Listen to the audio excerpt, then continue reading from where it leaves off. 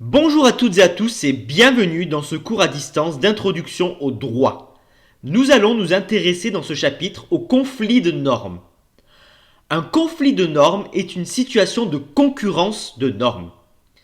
Plusieurs textes peuvent prétendre s'appliquer à une même situation pour résoudre une question juridique. Cela peut être des textes de différentes natures, d'origine interne, supranationale, ou bien des textes placés à un même ou à différents niveaux dans la pyramide des normes. Par exemple, ce peut être un conflit entre deux lois, un conflit entre une loi et un règlement, une loi et un traité, une directive et un traité européen. La dispersion des normes invite à penser deux hypothèses. Une première, heureuse, voit ces différentes règles offrir la même solution. La loi et le règlement ne se contredisent pas. La loi et la convention assurent la même protection. Le juge peut les viser cumulativement.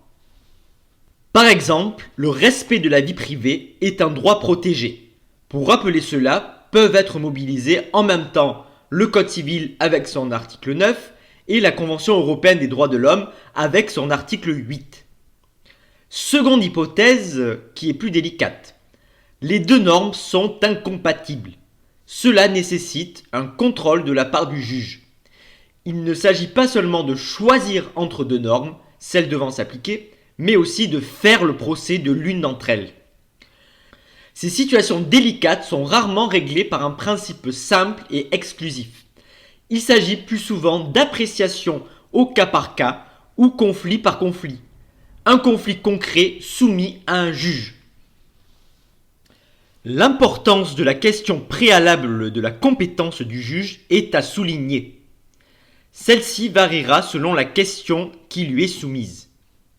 S'agit-il de choisir la loi applicable, de contrôler la validité d'une norme à une autre, de mettre à l'écart les normes de son ordre au profit de celles d'un autre ordre, ordre interne, international, européen? Plusieurs réponses peuvent être apportées à ces différentes questions. Premièrement, l'application de deux lois se succédant dans le temps est le seul conflit à ne soulever aucune question de compétence. Ensuite, un conflit entre deux normes hiérarchisées va mettre en cause la validité de la norme inférieure, validité que certains juges peuvent déclarer. Le conflit dans l'espace entre deux lois étatiques pose autrement la question de la compétence du juge. N'étant pas doté d'une compétence universelle, par laquelle le juge français pourrait se prononcer sur les litiges du monde entier, il devra vérifier que le lien entre la situation internationale et son ordre juridique lui confère un titre de compétence. Enfin, concernant le conflit entre systèmes, le juge peut être amené à écarter sa propre norme d'origine interne au profit d'une norme d'origine supranationale. La place du juge est alors délicate. À défaut de compétence, il est parfois possible de surseoir à statuer, le temps de poser la question à la juridiction compétente par un jeu de renvoi. C'est donc dans un second temps, après avoir vérifié sa compétence pour répondre au conflit de normes qui lui est soumis, que le juge peut le dénouer. Quelles sont les règles de conflit de normes ? Les textes portant des règles de conflit sont rares. Par exemple, l'article 2 du Code civil donne une solution pour le conflit de loi dans le temps avec le principe de non-rétroactivité de la loi. L'article 3 du Code civil pose des règles pour les conflits de loi dans l'espace. Il dispose que les lois de police et de sûreté obligent tous ceux qui habitent le territoire. Les immeubles, même ceux possédés par des étrangers, sont régis par la loi française. Les lois concernant l'État et la capacité des personnes régissent les Français, même résidant en pays étrangers. Autre exemple, l'article 55 de la Constitution donne une solution pour les conflits entre lois et traités. Il dispose que les traités ou accords régulièrement ratifiés ou approuvés ont, dès leur publication, une autorité supérieure à celle des lois, sous réserve pour chaque accord ou traité de son application par l'autre partie. Mais ces quelques articles sont insuffisants pour répondre à des conflits variés et évolutifs. Le droit des conflits de normes est alors largement construit par les juges. On va ici s'intéresser aux conflits qui peuvent naître entre les textes d'un même système, donc de l'ordre interne. Les conflits à l'intérieur d'un système sont variables selon, premièrement, qu'ils opposent des normes de même valeur. Par exemple, deux lois prétendent s'appliquer à une même situation. Ou deuxièmement, qu'ils opposent des normes de valeur inégales. Par exemple, un règlement et une loi prétendent s'appliquer à une même situation. Pour cette deuxième situation, c'est la hiérarchie qui va dicter la solution. Surtout, elle va doubler la question de l'identification de la norme applicable d'une autre question plus délicate, celle de la validité de la norme inférieure, rendue douteuse par son éventuelle contrariété à la norme supérieure. Commençons par les conflits entre normes de même valeur. Lorsque plusieurs textes de même valeur prétendent s'appliquer à un litige, il ne reste qu'à résoudre une question d'application au cas par cas. Cette question peut être tranchée par tout juge saisi d'un tel conflit. La difficulté réside dans le fait que les normes sont égales. Aucune ne peut a priori prétendre devoir s'appliquer de préférence à l'autre. Plusieurs cas peuvent être distingués. Premier cas, les conflits entre loi générale et loi spéciale. Toutes les lois n'ont pas le même degré de généralité. Il existe des lois générales qui visent l'intégralité d'une catégorie et en constituent le droit commun. Prenons l'exemple des dispositions sur le bail. Des lois générales ont le mérite de pouvoir fournir une solution à toutes les figures de bail. Mais ces lois sont obligées de s'en tenir à un certain degré de généralité pour pouvoir s'appliquer à toutes ces formes. Par exemple, bail commercial, bail d'habitation, bail rural. D'autres lois vont s'occuper d'élaborer un régime spécifique à certaines sous-catégories, prenant en compte leurs besoins particuliers et y apportant la réponse la plus adaptée possible. Il s'agit des lois spéciales, par exemple la réglementation du bail commercial. La question de la loi applicable se pose donc. Un certain bon sens va dicter la solution. Puisqu'une règle plus spécifique a été adoptée pour certaines situations, afin d'apporter une réponse plus appropriée, elle doit s'appliquer à ces situations de préférence à la règle générale. Car la raison d'être de la règle spécifique est justement de déroger à la règle générale. Le choix entre lois en concurrence en fonction de leur domaine repose intégralement sur cet unique principe. Pourtant, la législation contemporaine forge une multiplication de lois toujours plus spéciales et leur combinaison soulève souvent des difficultés nouvelles. Deuxième cas, les conflits internes de lois. Il s'agit ici d'un conflit opposant deux lois d'un même État, d'application territoriale ou personnelle distincte. Cette figure est courante dans les ordres étatiques dans lesquels le droit n'est pas unifié et qui sont donc plurilégislatifs. La figure du conflit interne est aussi présente en France, même si elle est moins connue que dans certains systèmes étrangers. Elle prend deux formes.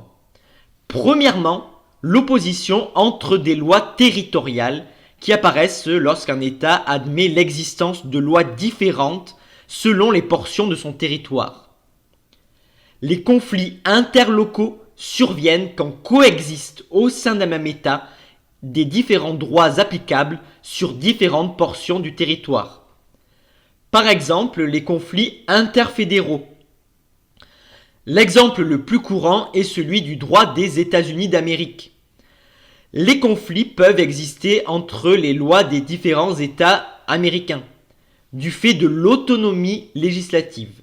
Chaque État des États-Unis a son droit, et aussi de l'autonomie judiciaire. Chaque État des États-Unis a ses juges.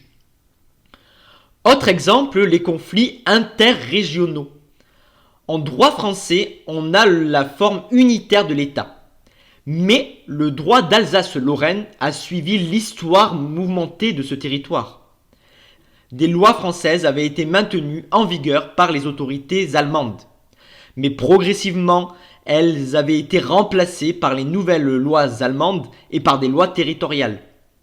Le territoire redevenu français en 1919, il fut provisoirement décidé de maintenir l'application de ce droit local, le provisoire devenant ensuite indéfiniment provisoire. Sa plus grande originalité est l'absence de séparation entre les églises et l'État, avec le maintien du Concordat de Napoléon signé en 1802, et également l'existence d'un droit social particulier. L'opposition entre lois personnelles peut intervenir lorsqu'un État admet l'application de lois différentes selon les catégories de la population. Des conflits interpersonnels peuvent alors apparaître. Certains systèmes reconnaissent en effet l'application pour chaque individu de son statut personnel, c'est-à-dire de la loi propre à son groupe social, sa communauté, son ethnie, sa religion. Les situations concernent les États religieux, où des statuts sont applicables selon la confession de leurs citoyens, et également les anciennes colonies et protectorats européens qui ont dû trouver une conciliation entre l'application de leurs principes et le respect de leurs droits locaux. Le statut personnel couvre le droit des personnes, de la famille, des successions.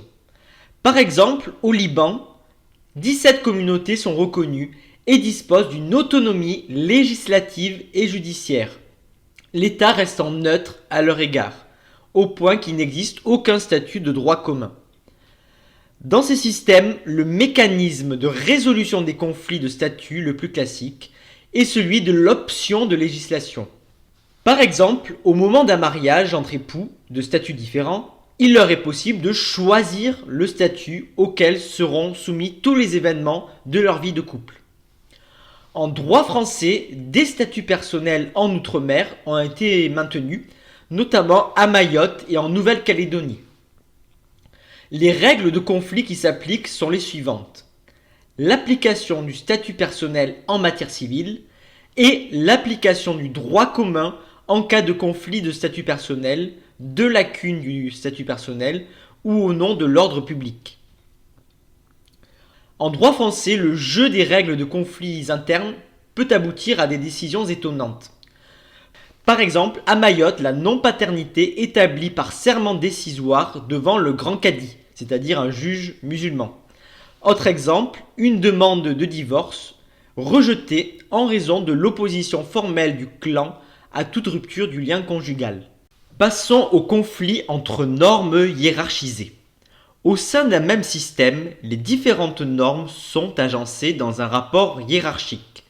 C'est la pyramide de Hans Kelsen. Seul le droit peut fonder la validité du droit. Chaque norme puise sa validité dans une norme supérieure. Plus précisément, chaque norme puise sa validité dans le respect des conditions d'édiction posées par une norme supérieure. La loi est valide parce qu'elle respecte les conditions d'édiction d'une norme supérieure, la Constitution. Nous avons donc une pyramide avec différents étages, différentes catégories de textes. Au sommet, la Constitution, en dessous la loi, en dessous encore le règlement. Chaque norme doit se conformer à toutes les normes supérieures en vigueur au moment de son adoption. La question de la compétence des juges se pose. Tous ne sont pas compétents pour se prononcer sur la validité des normes. On peut distinguer les grands conflits des petits conflits. Les grands conflits ont lieu entre loi et règlement, entre loi et constitution aussi. Les petits conflits surviennent entre catégories dans une hiérarchie indirecte, par exemple entre règlement et constitution, ou encore concernant des conflits dont la résolution est matériellement orientée comme en droit social. Intéressons-nous d'abord au conflit entre loi et règlement. La loi est supérieure au règlement. C'est donc elle qui doit être appliquée. Le règlement est soumis au principe de légalité. La question de la compétence du juge est posée. La séparation des pouvoirs semble dicter la solution. C'est pour éviter toute immixtion de l'autorité judiciaire dans l'action du pouvoir exécutif qu'une justice propre à l'administration s'est dégagée. Le juge administratif est le juge naturel de la légalité des règlements et il peut seul en prononcer la nullité. Le juge administratif peut contrôler le règlement par rapport à la loi de deux façons, par voie d'action et par voie d'exception. Par voie d'action d'abord, on saisit le juge administratif d'une demande dont l'objet même est l'annulation du règlement. Le délai d'action est de 2 mois, à compter du règlement. Pour les décrets, les actes réglementaires les plus importants, le Conseil d'État est compétent en premier ressort. Si l'illégalité est constatée, le règlement est annulé. L'annulation est rétroactive. Le règlement n'existe plus et il n'est censé n'avoir jamais existé. On gomme une erreur juridique. Mais au nom de la sécurité juridique, le Conseil d'État peut utiliser son pouvoir modulateur pour protéger les citoyens, décidant ici qu'une annulation n'aurait d'effet que pour l'avenir, l'acte étant considéré comme valable pour le passé, là que le rejet d'une demande d'annulation ne produirait d'effet que 3 mois plus tard. Une fois le délai de 2 mois écoulé, le règlement est définitif, en dépit de son éventuelle illégalité. Il n'est plus possible d'obtenir son annulation, mais il est possible d'éviter son application par voie d'exception. Lors d'une action en cours, une partie invoque alors l'illégalité d'un règlement pour éviter son application. La légalité du règlement n'est pas ici l'objet même de l'action. Elle n'intervient que de façon incidente. Cette action n'est enfermée dans aucun délai. Elle est possible dans chaque litige au cours duquel le règlement est invoqué, si vieux soit-il. L'exception est perpétuelle. La voie d'exception est moins énergique que la voie d'action. L'illégalité ici constatée interdit seulement l'application du règlement au litige. Le règlement n'est pas annulé, il ne disparaît pas du système juridique. Son illégalité devra être à nouveau soulevée dans chaque litige dans lequel le règlement sera invoqué.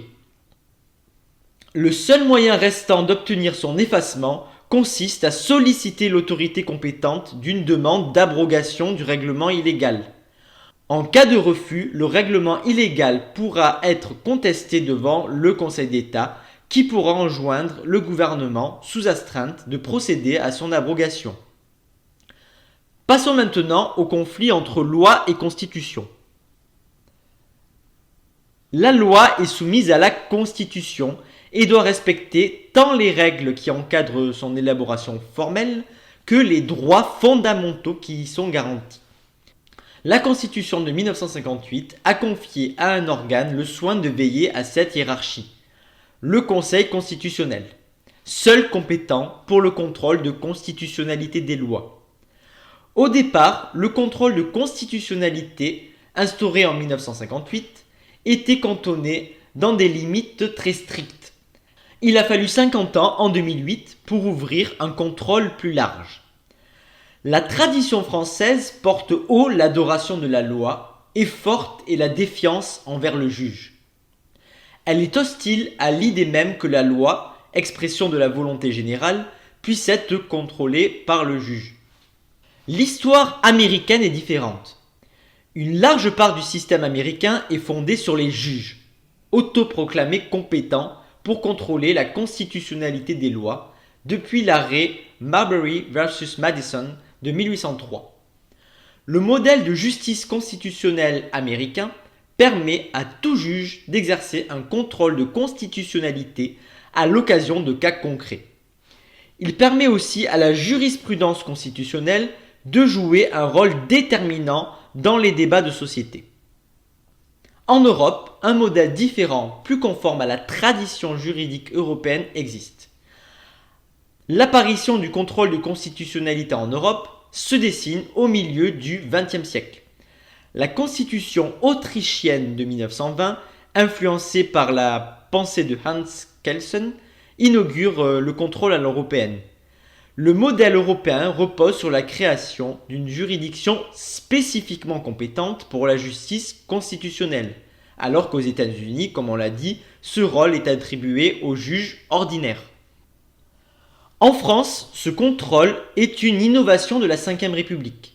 Le contrôle de constitutionnalité est confié à un organe entièrement dédié au respect de la Constitution, le Conseil constitutionnel, organe d'émanation politique. Des limites strictes étaient au départ posées au contrôle de constitutionnalité, avec un encadrement des modalités de recours. Pour éviter à la loi d'être en permanence contestée, la saisine ne pouvait être exercée qu'entre l'adoption définitive du texte par le Parlement et sa promulgation par le président de la République. C'est le contrôle a priori, avant l'entrée en vigueur de la loi, exercé par des organes politiques. La saisine du Conseil constitutionnel est ainsi possible par le président de la République, le Premier ministre, les présidents des deux assemblées, et depuis 1974 aussi par 60 députés ou 60 sénateurs. Le plus souvent, la saisine est le fait des parlementaires de l'opposition. Le contrôle est purement abstrait, en dehors de toute difficulté d'application concrète. Une fois la loi entrée en vigueur, qu'elle ait été soumise ou non à l'appréciation du Conseil constitutionnel, son inconstitutionnalité ne pouvait plus être invoquée, ni devant les juges ordinaires, incompétents pour le contrôle de constitutionnalité, ni devant le Conseil constitutionnel, qui ne pouvait être saisi a posteriori.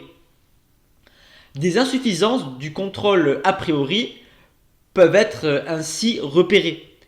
Une loi peut révéler ses faiblesses avec le temps, soit en devenant obsolète, soit parce que ces dangers se manifestent à l'occasion d'une application inédite. Certaines lois, bien que controversées, échappent au contrôle de constitutionnalité, d'où l'ouverture plus large du contrôle de constitutionnalité. Deux évolutions expliquent cette ouverture. La protection du citoyen, premièrement, relativement déclaratoire en 1958, devient centrale dans le système juridique, et le risque de voir appliquer une loi inconstitutionnelle devient du même coup intolérable. Deuxièmement, le pouvoir pris par les juridictions ordinaires de contrôler la loi au regard des exigences européennes, revenant souvent concrètement à des résultats équivalents à un contrôle de constitutionnalité, rendait purement théoriques les arguments fondés sur la place du juge et de la loi. Une modernisation des institutions a été opérée par la loi constitutionnelle du 23 juillet 2008. Elle ouvre le contrôle a posteriori en insérant l'article 61-1 dans la Constitution. Ce contrôle est baptisé question prioritaire de constitutionnalité, QPC.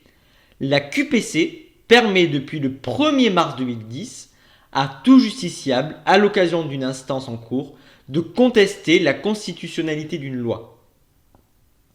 Elle introduit les avantages du contrôle par voie d'exception. Interdire qu'un justiciable se voie appliquer une loi violant les libertés fondamentales que lui garantit la Constitution.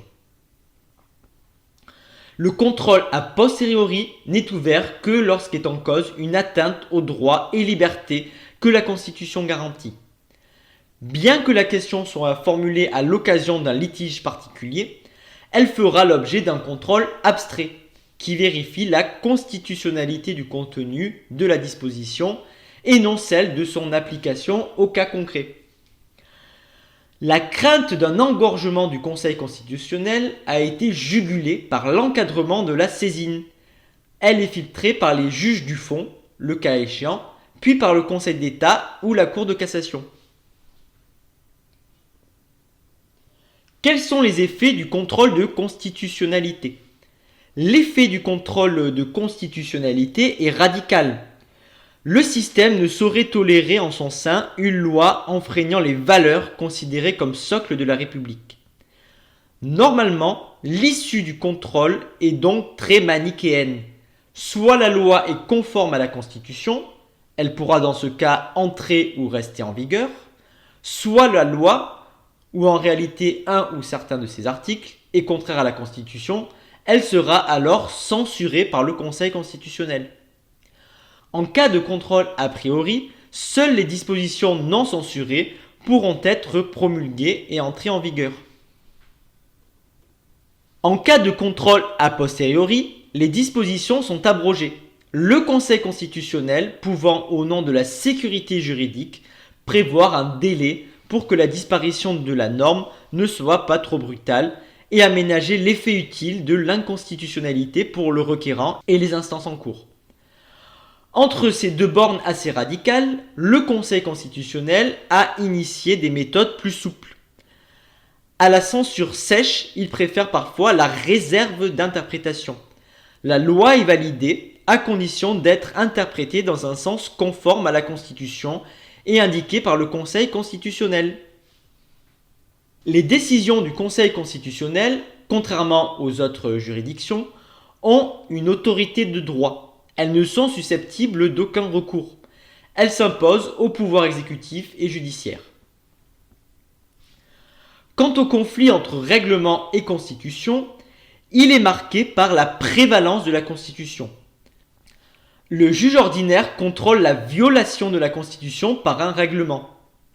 Le contrôle de légalité du règlement par le juge administratif, qui est le juge naturel du règlement comme nous l'avons dit, s'entend comme un contrôle de conformité de la loi au sens large. Mais le contentieux reste pourtant disséminé. La validité du règlement est plus souvent confrontée à la loi qu'à des dispositions constitutionnelles. L'invocation d'une disposition constitutionnelle risque aussi de heurter la théorie de l'écran législatif. Le juge administratif ne peut constater l'inconstitutionnalité d'un règlement pris conformément à une loi, constat qui viendrait à contrôler la constitutionnalité de la loi elle-même. Enfin, passons au conflit entre loi et normes sociales. C'est ici le domaine du droit du travail et ses normes négociées spécifiques. L'essence du droit du travail, son âme, c'est la protection du salarié. L'articulation des normes privilégie à une hiérarchie des auteurs qui conduirait à la prévalence des normes des institutions publiques sur celles produites par les organisations professionnelles une clé de répartition concrète et matérielle, pas en fonction de leur origine formelle, mais de leur résultat matériel. C'est le principe de faveur. En cas de conflit de normes, c'est la plus favorable au salarié qui doit recevoir application. Elle permet de sélectionner la norme applicable entre deux conventions collectives, une convention collective et une loi et un usage, une convention collective et un engagement unilatéral de l'employeur. Enfin, pour finir ce chapitre, penchons-nous sur l'ordre international. L'ordre international comprend une particularité. Les différentes sources, et par conséquent les différentes normes produites par ces sources, ne s'articulent pas sous une forme hiérarchique. La hiérarchie des normes répond à une hiérarchie des auteurs et des procédures qui n'existe pas entre États. Souveraineté oblige. Toutes les sources procèdent du même auteur. Elle est de la volonté des États. Dans les relations internationales, il y a absence de règles constitutionnelles, absence de législateur, absence d'exécutif et inexistence de principe de juridiction obligatoire. Le principe entre les normes est dès lors un principe d'égalité, et ce qu'elles soient de source conventionnelle ou coutumière. L'absence d'hiérarchie implique l'inexistence d'un contrôle de la validité d'une norme internationale à l'aune d'une autre norme internationale. En revanche, leur coexistence impose l'existence de règles d'articulation, des principes généraux et ancestraux. Premier principe, lex posterior derogat priori. Une norme qui vient après implique l'abolition d'une norme plus ancienne. Surtout, les dispositions spécifiques sont généralement plus appropriées que celles qui ne présentent qu'un aspect général. Specialia generalibus derogant. Les lois spéciales dérogent aux lois générales. Ces principes sont devenus fragiles aujourd'hui, à cause de la multiplication des conventions internationales et de la multiplication de leurs conflits. Certes, la plupart des conventions nouvelles prennent le soin de préciser comment elles doivent s'articuler avec les conventions préexistantes. Elles prévoient, on dit, une clause de compatibilité. Mais à défaut de telles précisions, les quelques lignes directrices données par les principes généraux laissent un grand pouvoir d'appréciation aux juges dans la résolution de ces conflits. Face à la multiplication des normes internationales, un débat de plus en plus tenace sur l'existence malgré tout de figures hiérarchiques s'est ouvert. Certaines normes sont peut-être dotées d'une sorte de super-autorité. Premièrement, l'existence de normes impératives dites de jus cogens. Ces normes conditionnent la validité des autres normes internationales. La Convention de Vienne sur le droit des traités de 1969 considère comme nul tout traité en conflit avec une norme du droit international général, c'est-à-dire une norme acceptée et reconnue par la communauté internationale des États dans son ensemble en tant que norme à laquelle aucune dérogation n'est permise et qui ne peut être modifiée que par une nouvelle norme du droit international général ayant le même caractère. Mais le plein effet hiérarchique reste objet de débat, car il lui manque notamment son corollaire, un juge compétent pour contrôler cette validité et prononcer l'annulation de la convention contraire au jus cogens. Également, la proposition d'organiser l'ordre international autour d'une hiérarchie est portée par l'article 103 de la Charte des Nations Unies, qui déclare sa prévalence sur tout autre accord. Là aussi, on a des interprétations divergentes. Et voilà, c'est fini pour ce chapitre sur les conflits de normes.